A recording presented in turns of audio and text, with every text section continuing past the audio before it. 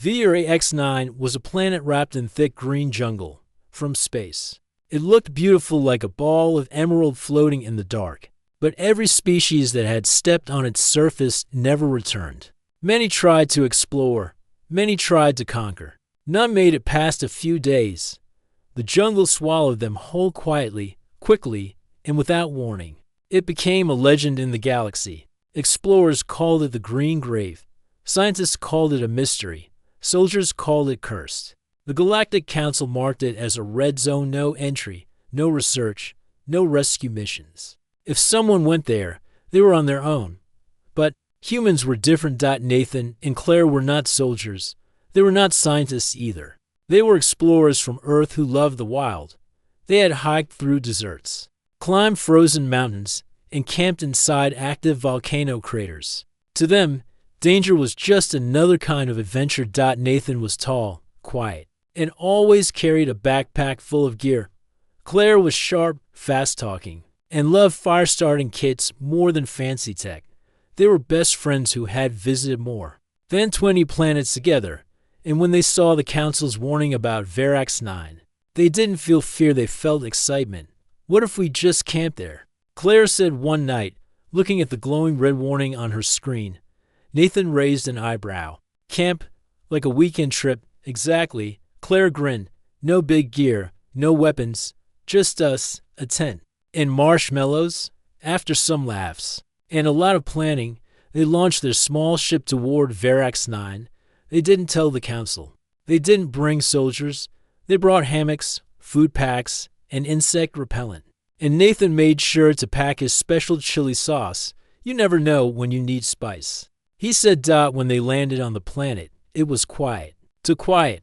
The jungle trees were tall, with leaves like giant hands reaching into the sky. Thick fog moved between the roots. Strange chirps echoed from deep inside. Everything looked like it was watching. Feels like home, Claire whispered. Stepping out first, they set up camp near a waterfall. Claire tied their hammock between two huge tree roots, while Nathan built a small campfire with dry sticks and starter gel. They didn't bring heavy tech, but they had small sensors. The scanners blinked nonstop, picking up hundreds of unknown life forms nearby. So many eyes, Nathan muttered. Let them watch, Claire said. Biting into a fruit bar. As night fell, the jungle grew louder. Strange hissing came from the bushes. Glowing eyes peeked through the leaves. Something screeched in the distance, but Claire sat calmly by the fire, toasting a marshmallow. Nathan tuned their small music player. Soft guitar sounds floated into the jungle air. Suddenly, a shadow moved. A creature, almost cat-like but larger, jumped from the trees. It had sharp teeth, long claws, and glowing red eyes. It landed just meters away from Claire.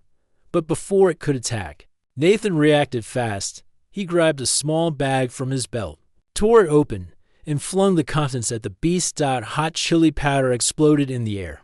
The creature froze. It let out a loud sneeze, backed away, shook its head violently, then vanished into the trees. Seriously, Claire blinked. You threw chili powder? Nathan nodded. Earth rules. Everything hates spicy. They both laughed, even as more eyes glowed in the distance. But something strange was happening. The jungle didn't attack again that night. The trees swayed gently. The sounds grew softer. It was almost as if the planet itself was confused. No one had ever laughed on this planet. No one had ever fought with chili powder or toasted marshmallows. By morning, the jungle had changed. Birds sat quietly on nearby branches. Vines moved out of the way as the humans walked. Even the scanners showed fewer threats. It's like the planet is watching us, Claire said while brushing her hair with a twig comb. Nathan agreed. And it doesn't know what to make of us for the first time in history. Two explorers were not trying to conquer Verax-9. They weren't using force. They weren't afraid. They were just camping calmly, peacefully, and with snacks. And the jungle was starting to notice. The second day on Verax-9 began with strange silence. Claire woke up first, her hammock gently swaying between two giant roots. Birds didn't chirp. The wind didn't blow. Even the nearby waterfall sounded softer, like it didn't want to disturb her. Nathan stepped out of the tent, stretching. His arms, too quiet, he said. Claire poured some instant coffee into 2 cups. Maybe they're planning something, Nathan nodded, or maybe they're just watching. They didn't know how right they were. High in the trees, hidden behind thick leaves, small eyes blinked. Dozens of creatures watched the humans. They had seen armies fall. They had seen giant machines burn. Yet these the humans toasted snacks, slept under the stars, and smiled at the danger. To the jungle. This was new. The humans, unaware of the silent audience, decided to explore. They didn't wear armor. They wore light jackets and carried walking sticks. Nathan had his backpack. Claire brought along a pocket knife and bug spray. They followed a narrow path deeper into the jungle. Trees leaned in close, leaves brushing against their arms. Strange flowers opened and closed as they passed. Colorful insects buzzed by, landing briefly on Claire's shoulder, then flying away again. So far, she said, this place reminds me of the Amazon, only bigger. Nathan smiled, and more confused as they walked. They found signs of past visitors, half-buried tech, broken helmets, cracked armor. Someone had tried to cut their way through, but the jungle had overgrown everything. Time here felt different. Suddenly, Claire stopped. Ahead of them stood a large tree, much taller than the others. Its trunk was wide, and symbols were carved into its bark. The carvings weren't human. They looked old, ancient even. These symbols, Claire whispered. Someone was trying to talk to the jungle. Nathan stepped closer, touching one of the marks. The bark was warm, almost like skin. He pulled back. This planet is alive, he said, not just with creatures, the ground, the air, maybe even the trees. You think it can understand us? Claire asked. Maybe, Nathan said, or maybe it's testing us. Just then, the air shifted. Wind blew from all sides at once. The sunlight dimmed, even though no clouds moved. The jungle around them began to change. Vines uncurled. Roots shifted. The ground pulsed like it had a heartbeat. Claire looked around. I think we triggered something. Nathan stepped back, pulling Claire with him. Stay calm. No sudden moves. From the trees above, a massive shape moved. It wasn't a beast. It was something in between, part plant, part animal. It lowered itself slowly, staring at them with wide, glowing eyes. Its body shimmered with patterns that changed with its mood. The creature didn't roar. It didn't charge. It hovered silently. Watching, Claire took a deep breath and slowly reached into her bag. She pulled out a dried fruit bar, unwrapped it, and gently held it out. The creature sniffed the air. Then, slowly, it extended a long tendril toward her hand. It took the fruit bar and pulled it back into its mouth. It didn't attack. It just blinked, then vanished into the trees. The jungle calmed again. Nathan exhaled. That was something? Claire nodded, heart still racing. I think we just made contact. As they returned to camp, the jungle seemed to move out of their way. Branches lifted, thorns retracted, even the animals stepped aside. It was clear now the jungle wasn't just wild. It was curious. Back at the campsite, they built another fire. Claire sat near it, staring at the dancing flames. This place is alive, she said, and we're not fighting it, so it's watching. Nathan looked up at the trees. Maybe that's why the others failed. They came with guns. They came with fear. We came with marshmallows. That night, they recorded their daily log. Day 2. Claire said into the small camera. Still alive. Met something big today. Gave it a fruit bar. I think it liked it. We're not here to conquer, Nathan added. We're just here to camp. Maybe that's the difference. As they shut the camera off, something rustled in the distance. A group of small creatures gathered near the firelight. They didn't come close, but they didn't run either. Nathan smiled. Looks like we have an audience. Claire leaned back and tossed a piece of dry meat toward them. One of the creatures grabbed it and ran. The others stayed, blinking. The jungle planet had never met humans like these, and it was starting to wonder, were they really prey or something new? The sun rose again on Verax 9, casting golden light across the thick jungle. Nathan was already awake, boiling water in a small metal pot over the fire. Claire sat nearby, Brushing leaves off her boots, round them, the jungle was quiet, but not in a dangerous way. It felt like the planet was holding its breath, waiting to see what the humans would do next. You think we're part of a test? Claire asked, looking into the trees. Nathan poured coffee into 2 cups.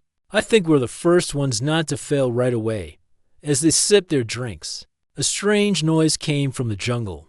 It wasn't a growl or screech, it was soft, like humming. The air shimmered. The plants near them shifted gently, even though no wind blew. Claire stood slowly. That's new. Nathan picked up his scanner, energy spike. In movement, all around us. They didn't panic. Instead, they packed their gear calmly and started walking toward the sound. Their instincts told them that the jungle was calling them, not with fear, but curiosity. They walked past thick vines and glowing mushrooms. Strange birds flew above, their wings making soft clicking sounds. Claire touched a tree and felt a low vibration, like the tree had a slow, deep heartbeat. Soon they reached a clearing they hadn't seen before. In the center stood a stone platform, covered in moss. It looked old, very old. Symbols were carved into its edges, the same type they saw on the tall tree yesterday. Another message, Claire said. Kneeling near the edge, she ran her fingers over the carvings. Nathan walked around the platform. This wasn't made by the jungle. This was made by someone who survived it. Claire looked up. You mean someone actually lived here? Maybe for a short time. He said, long enough to learn something. Suddenly, the humming grew louder. The trees around them shifted. Branches moved, forming a tunnel of green ahead. That's either an invitation, Claire said, or a trap. Only one way to know, Nathan replied. They followed the tunnel. The leaves above created a soft green glow. No scanners worked inside the tunnel. Even their compass spun wildly. But they walked calmly, one step at a time. At the end of the tunnel was a wide area covered in thick fog. From the mist, a shape appeared. It was tall, much taller than any human. It had a body made of wood and stone, but it moved like a living thing. Its head had no eyes, but it turned to face them. Nathan whispered, Guardian. The creature didn't speak. It simply stepped aside and pointed toward a set of stairs behind it carved into a giant tree. We're being invited again, Claire said, surprised. Why us? Nathan looked at the Guardian. Because we're not trying to take anything. We're just being here. They climbed the stairs, slowly and carefully. Birds flew around them but didn't attack. The air grew warmer. At the top, they reached a wooden platform hidden among the highest branches. From there, they could see almost the entire jungle. A sea of green stretched far into the horizon. But what caught their eyes wasn't the view, it was the object. In the middle of the platform, a glowing sphere sat on a small pedestal. It pulsed softly, matching the rhythm of their own hearts. Claire approached it. You think it's dangerous? Maybe, Nathan said. But maybe it's waiting. She touched it gently. The moment her fingers made contact, the sphere glowed. Brighter, images flashed in the air, floating shapes made of light. They saw a group of aliens landing on the planet long ago. The same ones who carved the symbols. They fought the jungle, burned it, and were wiped out. The next image showed another species heavily armed, full of pride. They vanished. Then the last image showed Claire and Nathan sitting by a fire, laughing, roasting marshmallows. It's watching us, Claire whispered. No, Nathan said. It's learning from us. Double quotes. The sphere dimmed and went silent. The fog lifted. The Guardian below bowed its head slightly, then returned into the trees. The jungle had tested them, not with claws and fangs, but with trust and patience. They returned to camp later, quiet but thoughtful. The jungle didn't feel like a threat anymore. It felt like a mind alive, curious, and growing. We passed something today, Claire said, stirring a pot of soup. We didn't just survive, Nathan said. We were accepted. As the stars appeared above, the jungle sang its strange song again.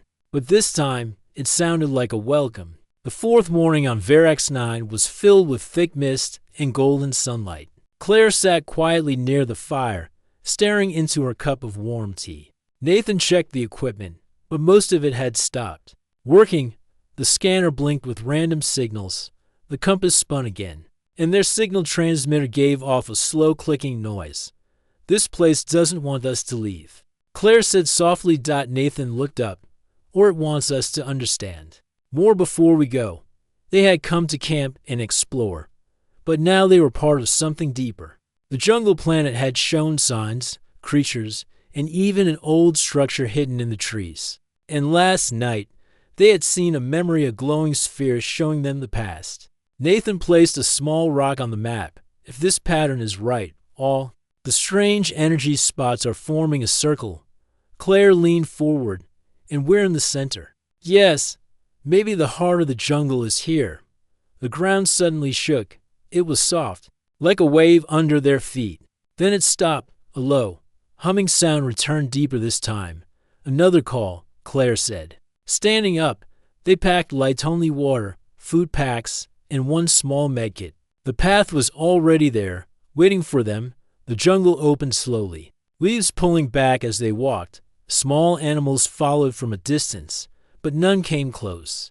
They reached a wide valley filled with glowing plants. In the middle stood a strange structure, part stone, part root. It looked like a door, but no handle or switch was visible. Nathan stepped closer and touched the surface. It was warm. The moment his fingers met the stone, symbols lit up around the doorway, the same symbols they had seen carved in the trees. Claire traced one with her finger. "This one means memory, I think, and this might be truth." As she spoke, the door slowly opened. Inside, they found a chamber. It was round, with a high ceiling made of twisting branches. Soft blue light came from the walls. In the center stood another sphere larger than the first, floating slightly off the ground. Nathan placed his hand over it, but didn't touch. A voice echoed not through sound, but through their minds. "Welcome. You came without weapons. You stay with peace. You are not like the others." Claire gasped. "It's talking to us. Many came. They wanted control. They feared what they didn't understand. So the jungle defended itself." The sphere pulsed again. "But you came with calm. You listened. And now, you may know what others never learned." Images began to appear, floating pictures from long ago. They saw a great ship crash on Verax 9. It carried scientists from a forgotten species. They didn't know the jungle was alive. They studied, took samples, and dug into the ground. Then the jungle reacted.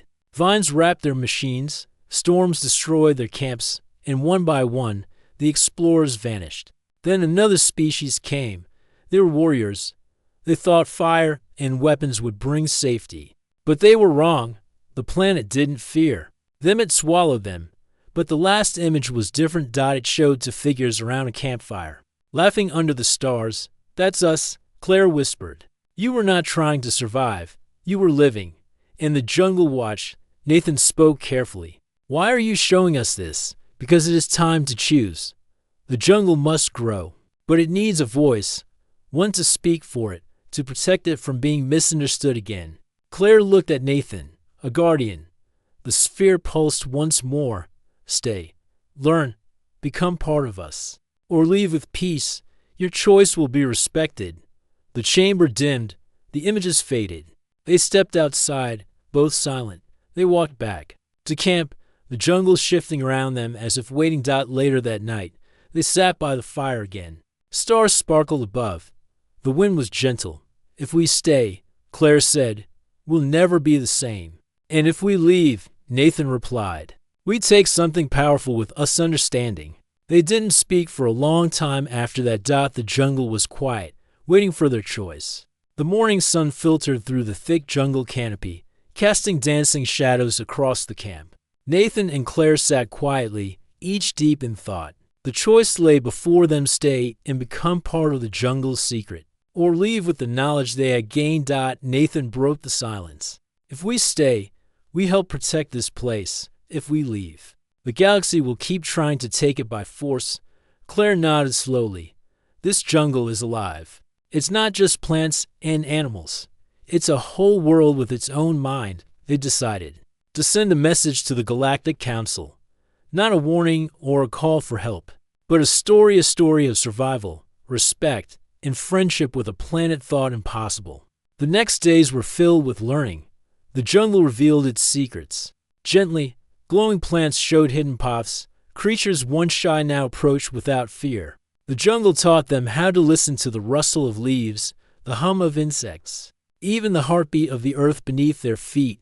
Nathan learned to read the jungle's signals. Claire mastered the ways to move silently, respecting every life form. One evening, as the sky turned orange, a large shadow appeared above the trees. A galactic ship hovered quietly. The council had sent a team to investigate the strange messages. But the explorers were surprised to see the humans relaxed. Not armed or afraid, Nathan and Claire welcomed the team, sharing their story calmly. The jungle is alive, Claire explained. It's not a place to conquer. It's a friend to make. The council team listened, recording every word. Some doubted. Others wondered if humans had found a way to do what no one else could. Over the following weeks, the jungle seemed to grow calmer. Storms became less violent. Dangerous creatures stayed hidden. It was as if the planet had accepted the humans as guardians. Nathan and Claire set up a small research station, not to control the jungle, but to protect it. They sent daily reports, showing how respect could turn a deadly place into a home. News spread across the galaxy. Other species watched in amazement. The jungle that had defeated armies was now peaceful. The legend of the humans camping on Verax 9 grew. It was not a story of power or weapons, but of patience and friendship. Nathan looked at Claire one night by the fire. We didn't just survive. We changed the jungle. Claire smiled. And maybe the jungle changed us too. The jungle sang softly around them a song of welcome, hope, and new beginnings. The jungle planet Verax 9 had changed since Nathan and Claire arrived. What was once a place of danger and fear had become a land of calm and wonder. The jungle still pulsed with life, but now it moved with purpose, sometimes guiding, sometimes testing, but never attacking without cause. Nathan sat outside their small shelter, polishing a simple tool made from wood and stone. Claire was nearby, drawing symbols in the dirt. Both had learned much about the jungle's language, the subtle movements of leaves, the quiet sounds of animals, and the glowing patterns that told stories on the trees. One morning, a soft humming filled the air. It was different from before, gentler, inviting. From the shadows stepped a new creature, unlike any they had seen. It was tall and slender, with skin that looked like bark and eyes that shimmered like stars. It moved slowly, its hands raised in peace. Nathan stood and approached carefully. We come in peace, he said. The creature nodded and extended one hand. Nathan shook it gently. Claire watched, heart pounding. This being was the jungle's guardian, its spirit come to meet the humans. The guardian led them through hidden paths deep in the jungle.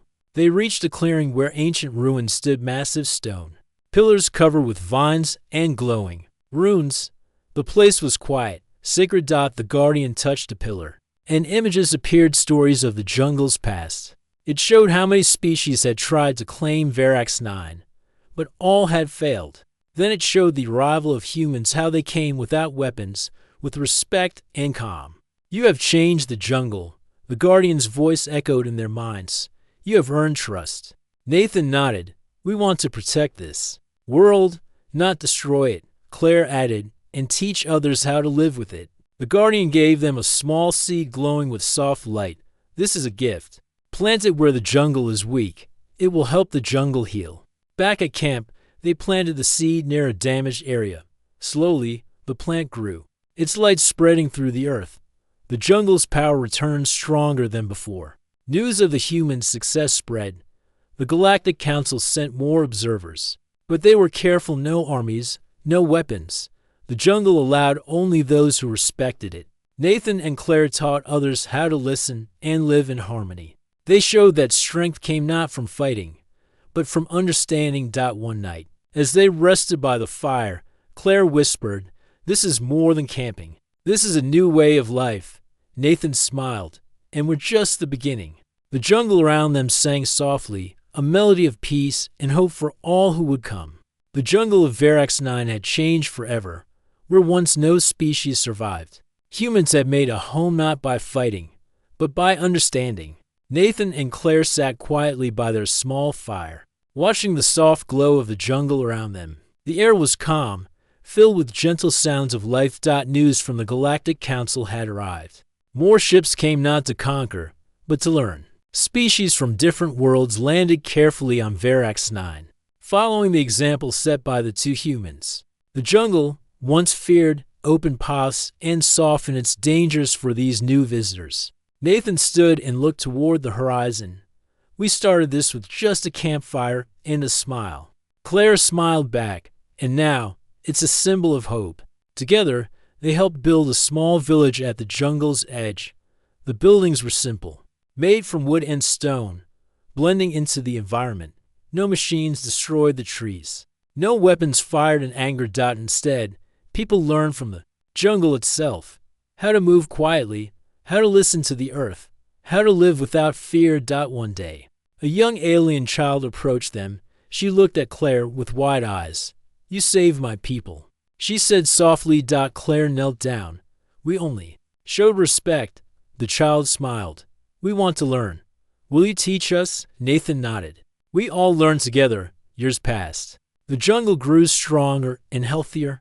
Explorers returned with stories not of loss, but of friendship. The legend of the humans who camped on Verax 9 spread throughout the galaxy. The jungle sang its song of welcome, no longer a warning, but a promise, and the two humans, once simple campers, became guardians of a new world, a world where survival was found not in battle, but in peace.